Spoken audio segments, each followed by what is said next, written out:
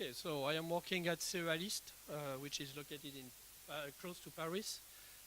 So basically, here is my lab. So I don't come from security, I come from formal methods and certification. So basically in my lab, originally we are interested in designing methods and tools to help design very, very safe safety critical systems.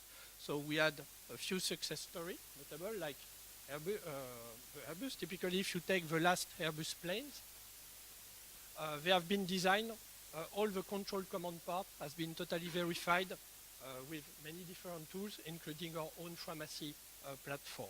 And we have also success stories in nuclear and in railroad and stuff like that. So this is where we are coming from, and we are trying to push up our techniques into cybersecurity as well. So typically, the Framacy tool has been used to verify Polar SSL, which is a SSL-like library. The verification has been done just before the Heartbleed attacks arrive. Okay, and basically this version was safe and hasn't any bug. So this is where we are coming, and now we are trying to go to security. Okay.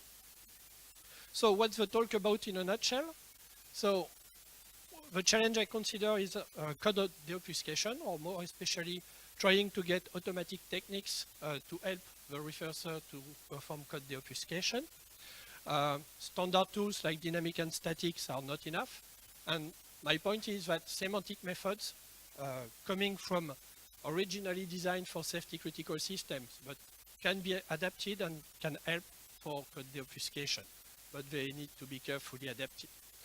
One very point is that these methods are working on semantics, meaning the behavior of a program, not the way it is written, and obfuscation preserves semantics. So in some way, these methods are working on something which is invariant by obfuscation.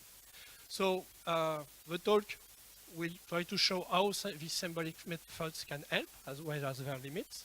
Basically, they can help to explore and discover new parts of obfuscated code, to prove infeasibility of some part of the codes, or to simplify part of the code. So this is joint work with many people, including ex-PhD student Robin David and new PhD student Jonathan Salwan, who is also at QuarkSAB and who is developing the Triton tool. So basically the outline of the talk. So first a bit of context on code protection and semantic analysis, then a tour on our symbolic deobfuscation and especially the techniques we are using, which is symbolic execution, including some examples and case study, and then conclusion. Okay, so what's the context? So originally people were looking at man-in-the-middle attack. So basically this is a scenario where the attacker is on the network and computers are safe, and he can only observe message and forge message, and there are lots of non-crypto solutions for that. So basically you can say, okay, here is my cryptographic solution. I can tell you the solution because I know that even if you know it, I have mathematical guarantees that you cannot attack me easily. Assuming the protocol is well implemented, of course. Okay, but here with obfuscation and obfuscation, we are looking into another scenario, which is made at the end. So now the attacker is not on the network, the attacker is on the computer. So basically the attacker is running your software and you want to take advantage of it. So he can run it, he can rewrite it, he can execute it step by step and patch it on the fly and so on. So in this case, we don't have this nice mathematically proven guarantee. So we are more on other techniques. So typically, why do we want to do that?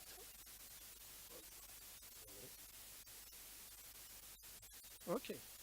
So since code is just data, you can execute it, okay, legitimately. But you can also, if you want, read it. So it can be used to steal crypto keys, for example. Or you can also modify it, for example, to bypass security check. So this is not that, this is code and data attack. And you need a protection against that, and this is obfuscation. So just a few, okay, so everybody know here, I guess, but if you are on unprotected code and managed code created by standard compiler and so on, so reverse is not that hard in that case. So what is obfuscation?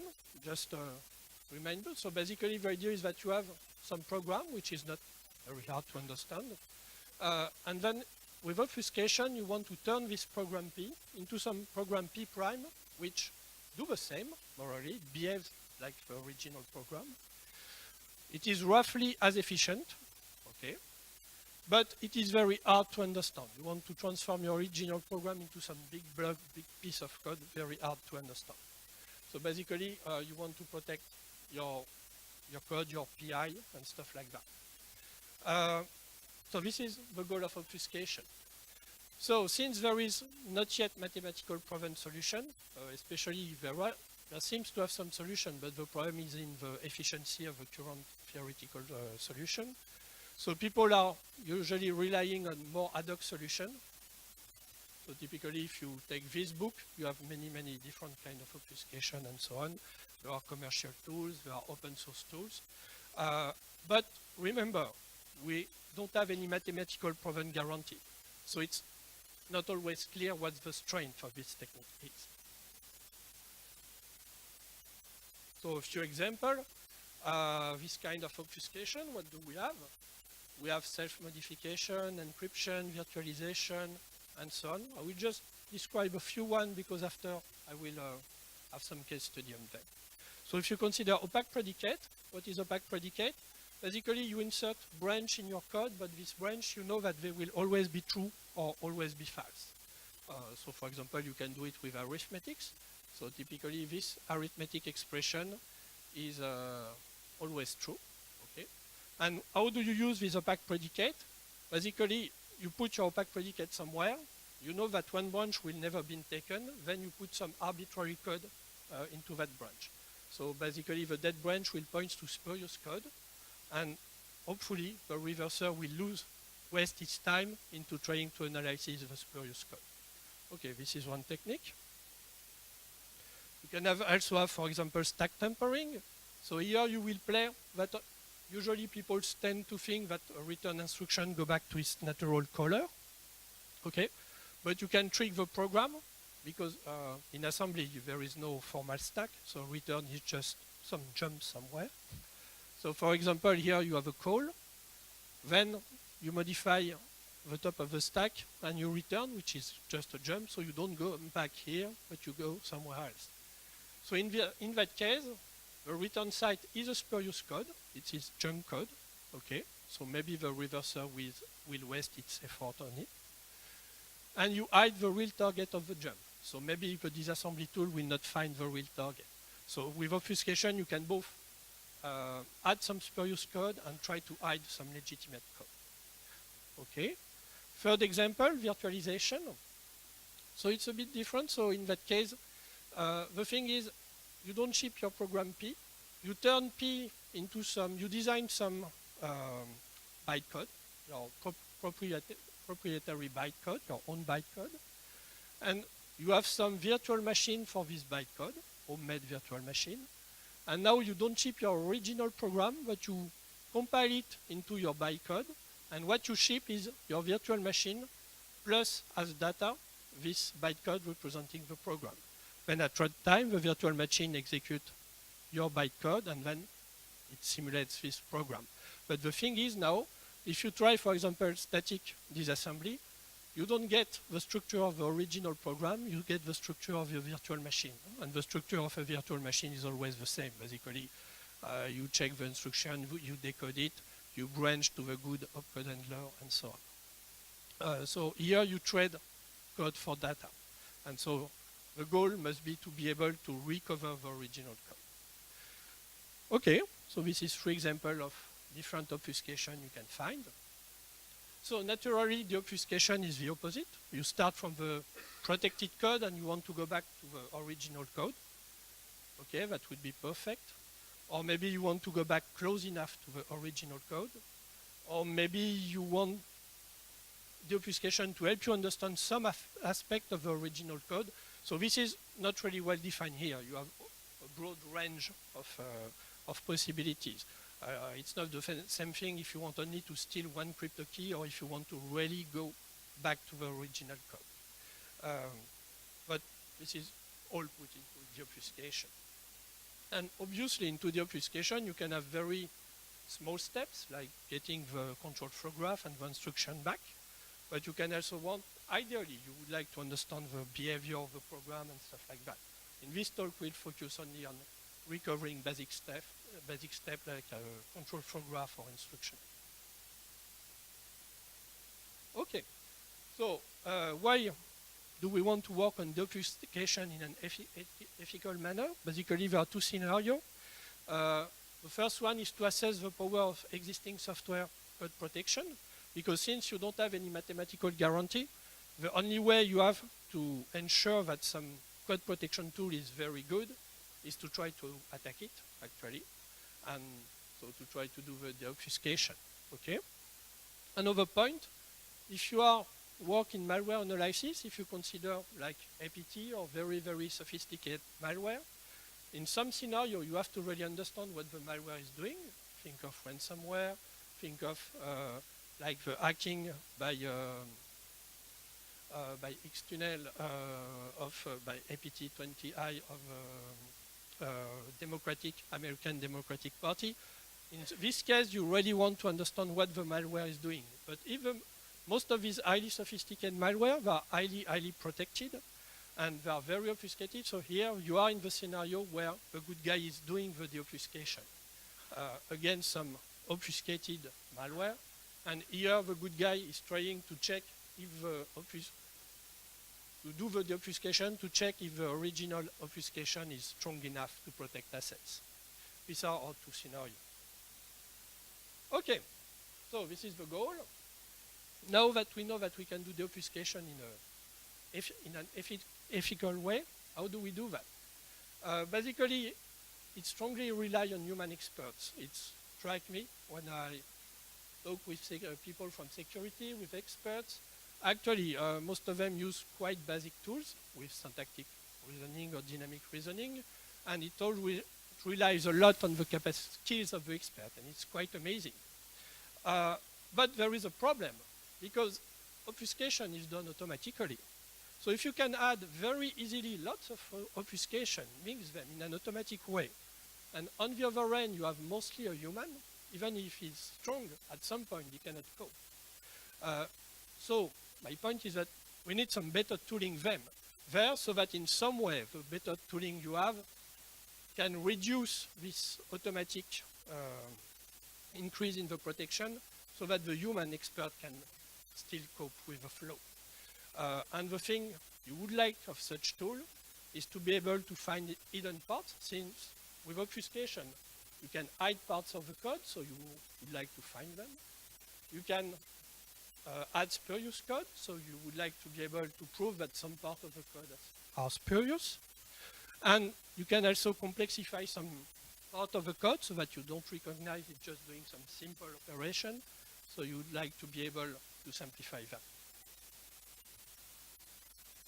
Okay, and obviously, most people here will know it, but if you use standard disassembly tool, it just doesn't work with obfuscation.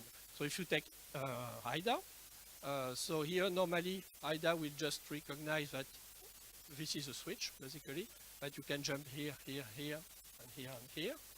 Usually it does it, but here we just add this. So this is a jump on EAX. And here what we do, we put EAX on ECX and then ECX on EAX, so we put it back, so it doesn't change anything. But if you do that, now IDA is able to recover the instruction, but not the edge. And this is not really obfuscation, this is a very, very simple pattern. So the thing is, since it's very syntactic, it cannot cope with obfuscation, because it bases analysis on something which is heavily modified by obfuscation. Okay, so how do we do that? Remember, I come from formal methods, program verification, and semantic analysis. So I have a very beautiful hammer, and I am looking for a very beautiful nail. And it seems to be a very beautiful nail. So obviously, I will try to attack the problem by lifting techniques developed for safety critical systems to this security setting. The very, very good point, if you think of it, is that these techniques are based on semantics. They really try to understand the meaning of the program, the behavior of the program, what it does. And a very important property of obfuscation is that it doesn't change the behavior. okay, you want to protect your code, but you want it to be still your code in some way, or it's totally useless. So, contrary to syntactic methods, which are working on something which is completely trashed by obfuscation, these techniques work on something which is which remain the same. Another point is that in this technique, usually, you can reason about infinite sets of execution or infinite set of states at a time. So basically, you can find rare events. It's not that hard. For example, if some part of the code can be launched only if it's Christmas, then for testing, you will never find them. In formal methods, you might find them. It can also make proof about infinite sets of execution and so on. But obviously, it's not so easy because it has not been designed for binary level analysis. It has not been designed for obfuscated code and so on. So I don't claim it is magic. I just claim maybe these are good properties which could be useful.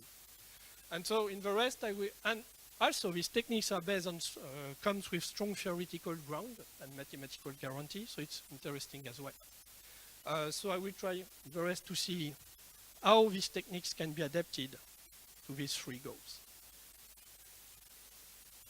Okay. Just a point about formal methods, if you're not really used to it. So basically, you can see that some combination between software engineering and theoretical computer science. The original goal was to really to be able to design software which are totally proved by design to have absolutely no error. It can look like a dream of crazy mathematician or crazy logician, but actually it's a clear and very big success now in safety critical industry. So for example, in Airbus, the last Airbus 380 or 400s, they don't do unit testing anymore.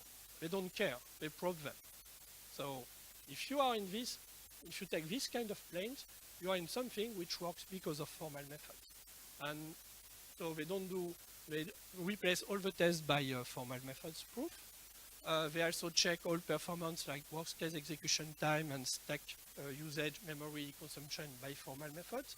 And there are also some certified compiler to ensure that the analysis they do on the source code is still valid on the binary code. But this is for safety critical system again. Another point is that the French research community is very, very good. There is currently a very big shift in the US to put formal methods everywhere to create some secure stack, secure OS, secure. And all the tools they are using, most of them come from France, like the Coq Interactive Browser, the Camel Language, the Pharmacy Analyzer, and so on. Okay. So we have this good idea using formal methods. Okay, but which one? Here comes the problem. You have many of them and many variants, and it's a bit complicated. But here we have a constraint. We would like something which is not too hard to adapt to binary level. And we would like something which is quite robust to nasty low-level tricks. Typically, if we encounter self-modification, we don't just want to stop and say, oh, I don't know. Okay, so the good thing now is that basically, okay. Yeah, this is the PDF version, not the PowerPoint. So now, actually, in all of that, you have only these techniques which satisfy this constraint, well, I think. So we will be based on symbolic execution. So what is symbolic execution? So the idea basically is that to realize that, okay, proving a program in an automatic way is very complicated. But if you don't want to prove the program, let's say you just want to explore it. If you have a program and you would like to reach failure, then you take a path in your control flow graph which arrives to failure. Now it's very, very easy from that path to create what we call a path predicate, which is a formula over the input. So here are the input, value for x and for y. And this formula really represents the condition on the input so that if you satisfy them, you just follow the path. So I will check just after we create. So then, if we have a solution, we know that we follow the path. So here we reach failure. Then we take this formula and we send it to an automatic solver. There are lots of guys in the academia who are doing automatic solver. These automatic solvers are now very, very good. for example, SMT solvers or SAT solvers. And so you don't care of this part. We just have to create the formula and send it to the solver and get the solution back. If we get the solution, it's an input, and we know it will reach failure. And if there is no solution, then there is no solution. That's it. So how do we compute that? Usually it's quite easy. What you have to update, you follow your path, and instead of doing the concrete computation, you update some constraints of the path and some binding between your current variable and some new logical variable. So at first, x, y, and z are binded to variable x0, z0, y0, and z0, logical variables. Then if you do that, now z has changed. Now the content of z is equal to 2 times the content of y at this point, and y at this point is the logical variable y0, which has been done here. Okay, now you add some new constraints. So you take the logical value of z, the logical value of x, and now they must be equal. And then you have another constraint, and so on. And if you had some assignment, you would update that, and so on. So it's quite easy. You just follow the flow. And then you can get everything. So obviously, you have some difficulties here and there, but this is the rough idea. So the good point is you don't have any false positive. If your technique tells you this is an input to reach this point by following this path, if you don't have any bug in your implementation, then it reaches the point. It is robust. I don't show it here, but you can mix it with dynamic analysis. So if there is some self-modification, encryption, stuff like that, you can always say, okay, I stop to reason symbolically, I just execute. So you have some trade-off. And it extends rather well to binary code. You need to work a little bit, but other formal methods are just powerful to adapt to binary codes. Okay, so for example, what can we do with that? This is the architecture in our prototype, which is called BinSec. So basically, we start some architectures. You encode them, you encode your program to some intermediate representation with very few constructions so that it's easier to work with. And then you have this symbolic execution. We have also a bit of static analysis, but it's harder. And then we have dedicated analysis to malware or vulnerability. And we rely mostly on variants of symbolic execution that we present after. BinSec is not the only tool of this kind. You have several of them. So typically you have Triton, which follow the same. Usually you always have this step of going to some intermediate representation, then this path predicate computation, path exploration, and so on. Okay, so how does it work in practice? So if we want to explore some code, actually, if you want to explore some code, you just need the standard dynamic symbolic execution algorithm I just showed you. The idea is that you will follow path, and when you find a branch you have never taken before, you try to find an input which follows the path, this branch. If you go onto a jump, you try to find a new target, and so on. So you just explore and try to find new path. The good point is that it will find real path. You cannot get into wrong path that doesn't exist in the code by construction. It can find even a rare path. So if there is only one input on a few billion that can lead to that path, you don't care. As long as the constraint can be solved, you will find it. Finding the path doesn't depend on the sparsity of the number of inputs leading to it. It just depends on is your solver able to find the solution or not. And in some way, you can find it as dynamic analysis on steroid. The good point with dynamic analysis is that it allows to bypass many protections, self-modification, you don't care, you go. Encryption, decryption, you don't care, you go, and so on. But you can miss part of the code. So you have all the good advantage, and in some case, you manage to find more part of the code. So just few small example. Yeah, okay, there is not the animation. So if we take our example back, now suppose we have some path which reach here, then we can create the path predicate. We can ask for a first solution, then we will get some value for the target. So let's say this one. And now we can reuse the same predicate and say, hey, okay, but now I want a solution where the jump is something else. And it will give you another solution. And you can do it again. I want another target. You will get this one, and then it will stop. And on this example, actually, you will find that you can go here, here, and here, but actually you cannot go there and there. So you can find new target, but you can find only legitimate target. If you think of track meet challenge, small track meet challenge, maybe there will be one tonight. So where on small example, simple example, basically you need to find a secret. And if the input you gave is indeed the secret, you go on success, otherwise you go on failure. Basically, you can solve this simple example just by enumerating all the paths and finding a path which goes there, solving it, and getting a solution. So this is the kind of thing you can do. Okay, more original now. We want to prove that part of the code are really cannot be reached at all. Okay, you can have this issue in reverse if you think of it. Obviously, is this branch dead or not? My dynamic analysis doesn't pass through it. But, yeah, I am just unlucky, or maybe maybe it's a trick and I cannot go there. On the other hand, when you have some return, maybe it would be nice to be able to prove that the return always go back to the caller. So when we say infeasibility, it's either something which is never true or something which is always true. Because if you know that this return always returns to this caller, then you don't have to care about it. There is no trick here. If you have a dynamic jump, how do you know when you have found all the targets? If you have some expression and dynamically you see that it's strange, but it always evaluates to 15. Does it always evaluate to 15? And so on. And obviously you cannot use symbolic execution or dynamic symbolic execution for that purpose. It gives an approximation. But to really prove, you would need to enumerate all paths, and it's not possible. So we are using backward symbolic execution with a bound. So basically now, let us consider the case of path predicate, so of opaque predicate. So we want to prove that a branch is dead. You cannot pass through it. How do we do that? We start from this condition, and now we go back with a given bound on, let's say, 20 steps, 15 steps.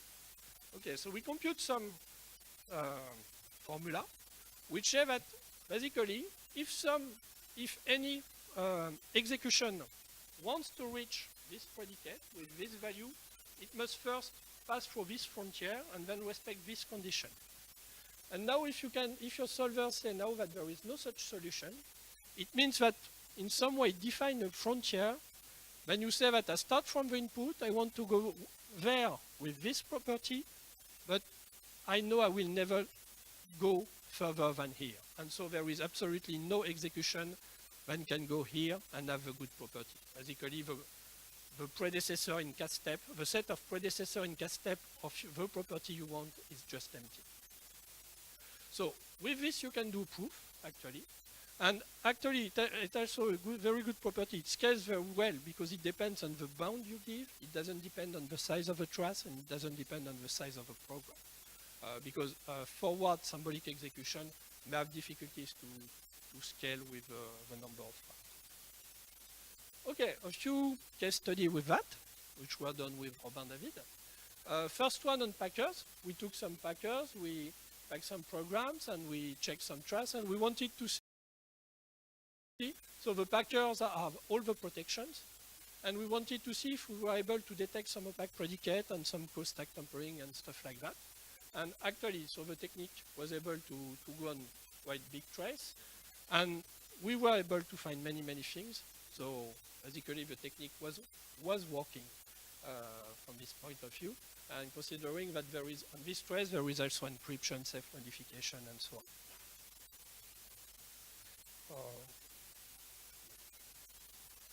Another case study, the external malware. So if we take it to back, so the kind of malware that has been used to hack the Democratic National Congress. So we came up with two heavily obfuscated samples. Looking at them, we saw that there were many, many opaque predicates, heavy protection, and our goal was to detect and remove this protection automatically. So we wanted to see if we were able to do that. And actually our techniques for opaque predicates was able to identify 50% of the code as spurious in a fully automatic way in less than 3 hours. So when we say that spurious, either it is just junk code, you cannot reach it, or it is just used to compute the opaque predicate itself. So it is just in the protection layer. Okay. So this is the kind of things we have been able to achieve.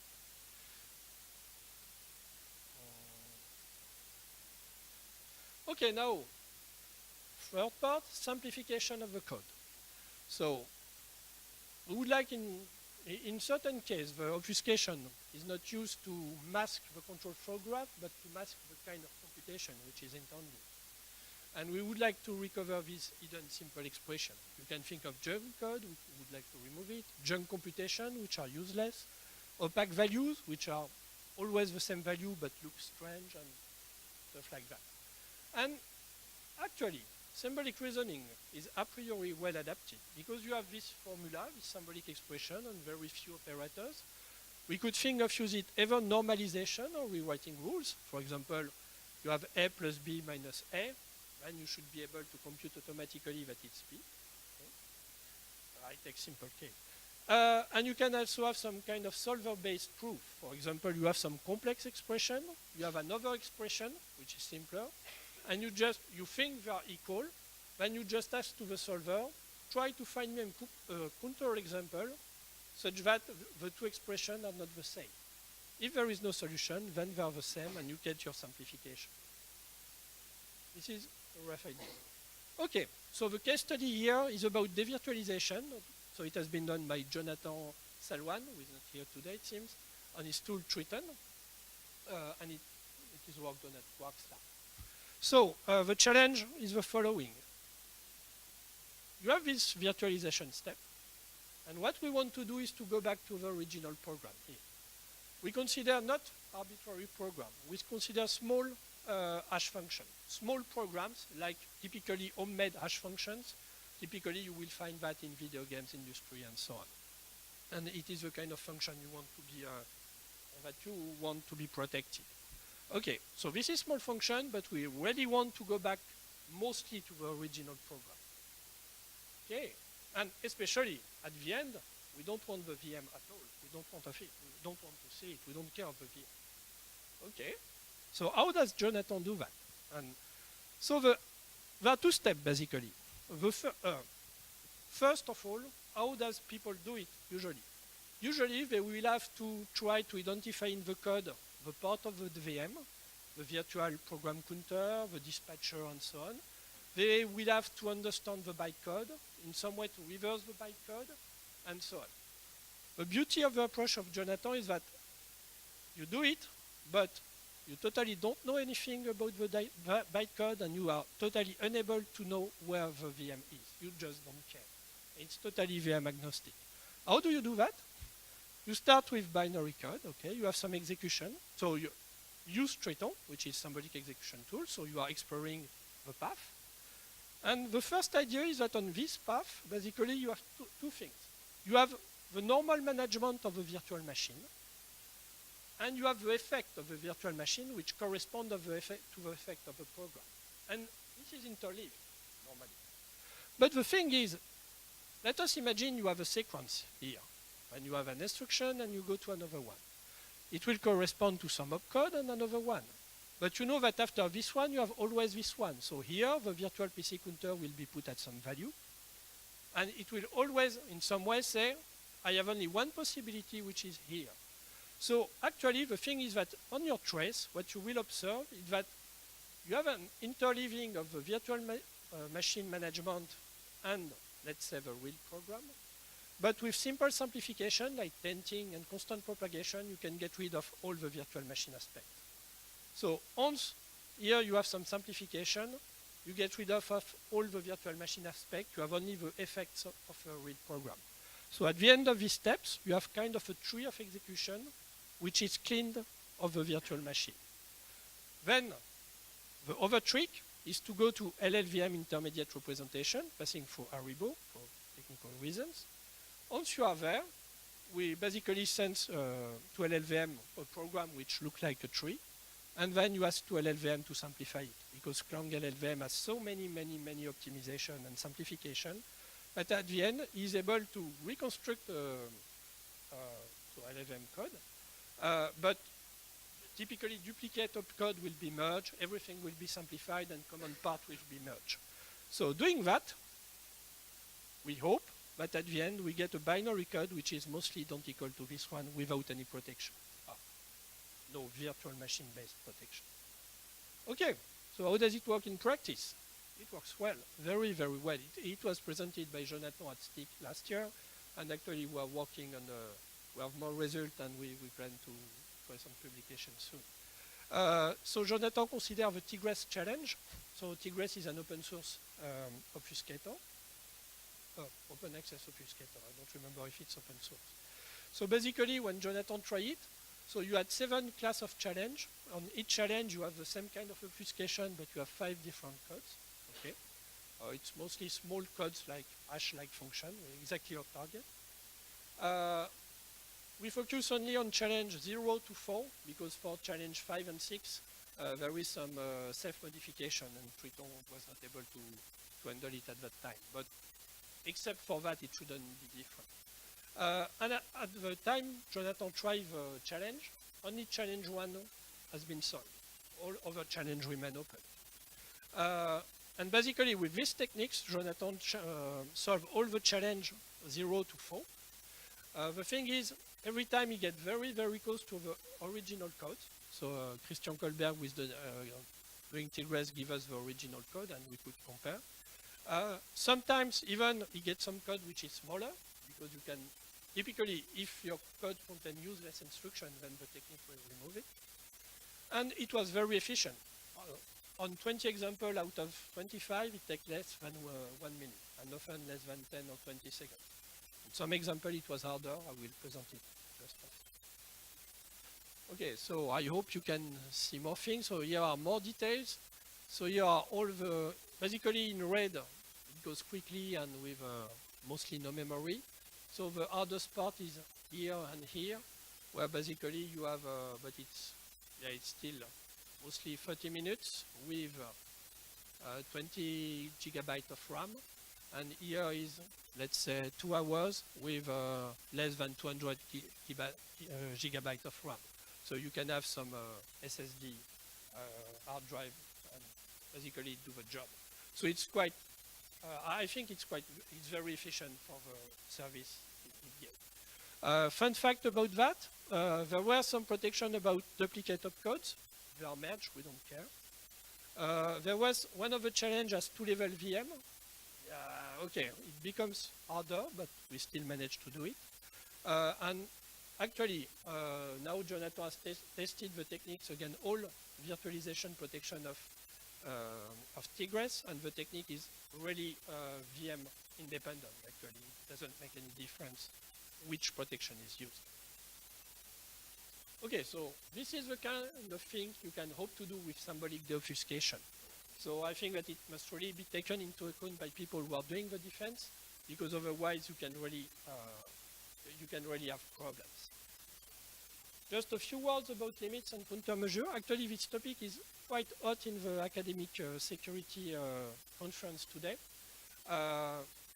So first, obviously, you have a standard limitation of dynamic symbolic execution. So you have problem if there are too many paths. If your solver cannot solve something, then you have some problem. But the guys from the solver are working on the side. So, and since it is quite a hot topic, you have also lots of anti-symbolic execution techniques which are blooming. We can think of how to solve predicate, path splitting, side channel, based assignments, just attacking all the engineering part of the tool, because there are many, many components, so it's difficult to have all the components without any bugs. Okay, so this is blooming. A note first, all the protection must be input independent, otherwise all the standard simplification of symbolic execution will remove them. So it's not so easy to break the technique actually. And this is a topic, so the harm race is going on. So on the other end, there are proposal or people working on proposal to counter this anti-symbolic execution things. So we are really in the cat and mouse game actually. There are probably some basic questions which need to be solved or to be answered in some way, because currently the different technique doesn't care of what the exact goal of the attacker is, or the trade-off between performance penalty and protection. So maybe there are some important work to do here on symbolic deobfuscation. So conclusion and takeaway. I have presented the two advantages of symbolic methods and deobfuscation. Semantic analysis complements well existing approach, so it's more expensive, clearly, but it has also some advantage, so it should be used in combination, and obviously with a reverser himself. In some way, it is well adapted because semantic is invariant by obfuscation. It can help you to explore, prove infeasibility, or simplify, and there are some very promising case studies. I think from this research point of view, the next step are anti-anti, symbolic execution, and so on, and opening the way to fruitful combination, because clearly most papers on symbolic execution focus on a few protection, while getting rid of each protection is clearly not the same thing as getting rid of the combination of protection. And even on the attack, it would be nice to see how all of this can be combined, and possibly with interactive user. And on the last point, formal methods can be useful for binary level security, but you must really adapt them very carefully. Thank you for your attention.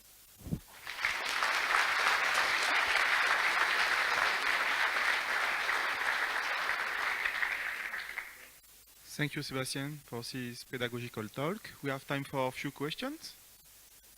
Yes? I have a maybe stupid question, but what happens if you have predicate that only is true with probability 2 to the minus 128? Then in your case, you could say, well, this path in the graph is not dead, but actually, when you run the program, you don't care. Effectively, it is dead. So can you detect these kind of things like having a probability in the branches? But that's a very, very interesting point, because remember, I said obfuscation, you must keep the meaning of a program. But actually, in some cases, maybe not all, but in some cases, it may be interesting to not respect that. I guess if you are protecting a video game, the guy doesn't want his video game, just break.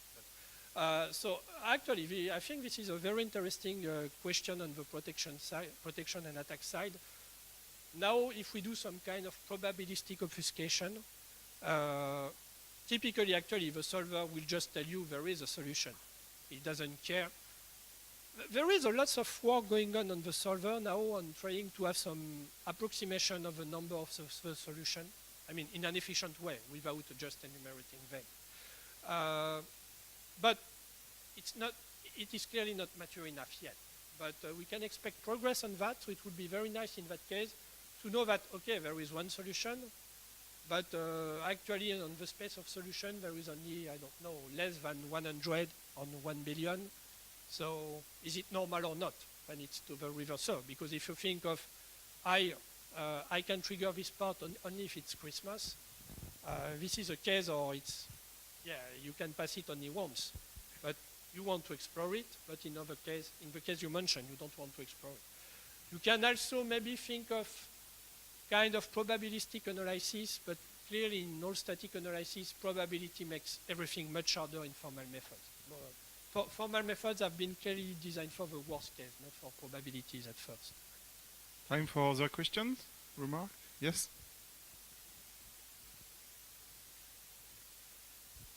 I was just wondering at the part where you do the backward symbolic execution, how do you detect like jumps or like even dynamic jumps? Oh, because actually I went quite easily. So we have first a dynamic execution, or forward symbolic execution, like you want.